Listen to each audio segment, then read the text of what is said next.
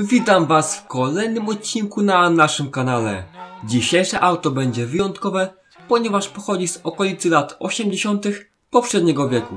A mianowicie będzie to polski Fiat 125P, potocznie zwany dużym Fiatem. Zapraszam do oglądania.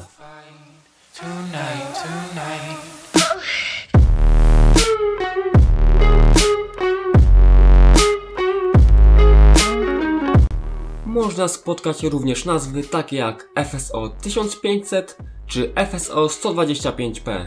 Dokładnie pochodzi on z 1988 roku. Jest to pierwsza generacja, która weszła na rynek w 1983 roku. W Warszawie jego produkcja trwała 8 lat. 1 stycznia 1983 roku umowa licencyjna zawarta pomiędzy Fiatem a FSO wygasła, w wyniku czego nazwę tego samochodu musiano zmienić z polski Fiat 125P na FSO 125P. W konsekwencji utworzono nowe logo oraz usunięto tabliczkę licencja Fiat. Wprowadzono również nowe oznaczenia wyposażenia. Wersja C była tą najbardziej podstawową. L-ka obejmowała ogrzewanie tylnej szyby, boczne listwy, uchwyty dla pasażerów, obrotomierz, podłokietniki przednie oraz zapalniczkę. S-kę stosowano dla silników wzmocnionych, M dla aut z silnikami od Poloneza, natomiast ostatnią wersję E dla silników z zapłonem elektronicznym.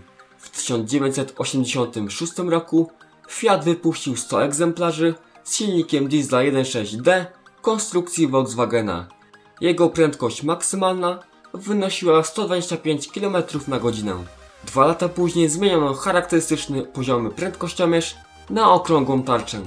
Jednak jeszcze nasz egzemplarz posiada ten poziomy prędkościomierz.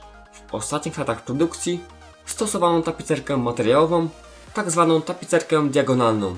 Dostępne były dwa wzory, szaro-czarny oraz taki, który występuje w naszym egzemplarzu, czyli brązowo-czarny. Dla Fiata były dostępne jeszcze takie wersje nadwoziowe jak pick-up oraz kombi, w oparciu o którą stworzono tzw. sanitarkę przeznaczoną dla służb zdrowia. Do jego konkurencji należy Skoda 120, Opel Ascona, Lada 2103, 2107 czy Dacia 1300, 1310. Takiego Fiata dzisiaj ciężko znaleźć w dobrym stanie. Jednak jeszcze kilka może się trafić. Ich ceny są bardzo zróżnicowane. Wahają się od 2 do nawet 54 tysięcy złotych. Jednostka napędowa to 75-konny benzyniak 1.5. W tej generacji mamy do wyboru 5 wersji silnikowych. Są to same benzyniaki.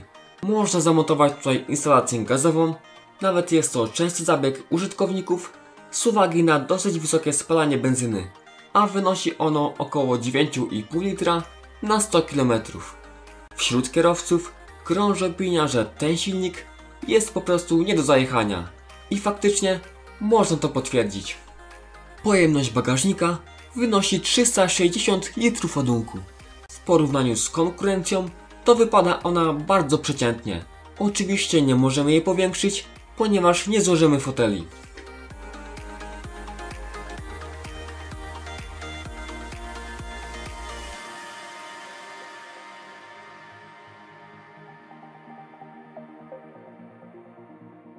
Wygląd wnętrza jest typowy dla pojazdów Fiata występujących w tamtym okresie. Kokpit pokrywa ciemny, bardzo twardy, lecz odporny na zarysowania plastik. Skórzana tapicerka występuje w brązowo-czarnych barwach. Tak jak wspomniałem na początku filmu, wyposażenie w tym egzemplarzu jest oznaczone literką C, co oznacza, że jest to najuboższa wersja. A więc tak, mamy tutaj radio z możliwością włożenia kasety, światła przeciwmgłowe tylne oraz przednie i manualną 4-biegową skrzynię biegów. Ten egzemplarz posiada jeszcze charakterystyczny poziomy prędkościomierz, który zmieniono później na okrągłą tarczę. Znajduje się tutaj duża ilość różnych zaślepek. Kto użytkował tą wersję Fiata lub chociaż raz miał z nią styczność, doskonale wie, że wnętrze tego auta jest bardzo przestrzenne. Nie tylko kierowca ma sporo miejsca. Również na tylnej kanapie możemy wygodnie się rozsiąść. Maksymalnie przedni fotel odsuniemy do przodu do tej pozycji. Natomiast maksymalnie do tyłu, do tego położenia.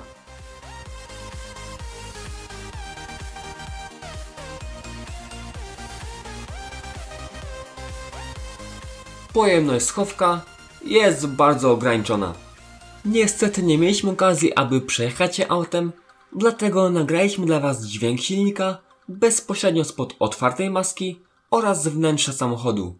A więc przejdźmy już do odsłuchania głosu silnika.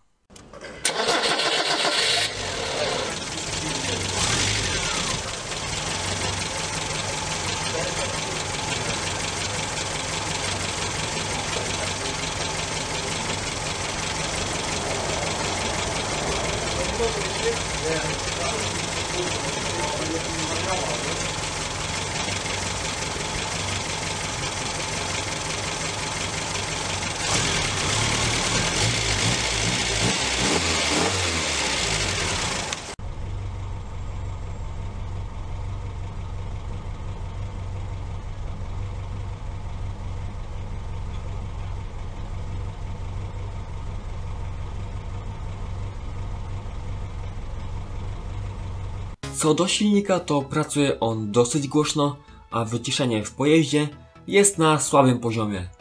Myślę, że do zalet możemy zaliczyć sobie bardzo dużą ilość miejsca we wnętrzu, wygodne siedzenia oraz w miarę dobry silnik. Natomiast wadami będą wspomniane przed chwilą słabe wyciszenie i wysokie spalanie benzyny. Dlatego kierowcy w tym samochodzie bardzo często montowali gaz. Myślę, że nie ma sensu porównywać Fiata do aut produkowanych obecnie, ponieważ teraz technika poszła mocno do przodu i w takim porównaniu Fiat wypadłby bardzo słabo. Dlatego nie będziemy oceniać tego auta. Lecz nie możemy o nim zapominać, ponieważ kiedyś było to świetne auto, nadal zresztą jest i nie każdy mógł sobie pozwolić na jego zakup. Oczywiście dzisiejszy odcinek nie powstałby, gdyby nie uprzejmość firmy wielobranżowej Vulcan należącej do pana Macieja Marynowskiego. Znajduje się ona przy ulicy Mazowieckiej 13 w Bydgoszczy. Powstała ona w 1928 roku i po dziś dzień cieszy się świetną renomą. Jest otwarta od poniedziałku do piątku w godzinach od 7 do 17 oraz w soboty od 7 do 14. Gwarantuje fachowe doradztwo i wieloletnie doświadczenie. Możemy liczyć w niej na miłą i profesjonalną obsługę. Oferuje ona usługi widoczne właśnie na ekranie.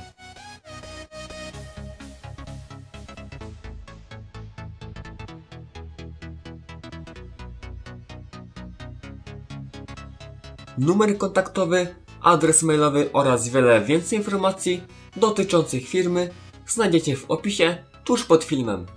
Dziękujemy za udostępnienie auta oraz poznanie go z bliższej strony, tym bardziej, że obecnie ciężko znaleźć auto z tego rocznika w świetnym stanie. Na dzisiaj to byłoby na tyle. Koniecznie zobaczcie nasze poprzednie odcinki i dajcie znać w komentarzach, jakie auta chcecie, abyśmy nagrali. A jeśli chcesz, by Twój samochód ukazał się w kolejnych filmach, to koniecznie się z nami skontaktuj. Tymczasem ja się z Wami żegnam i do zobaczenia w kolejnym odcinku. Cześć!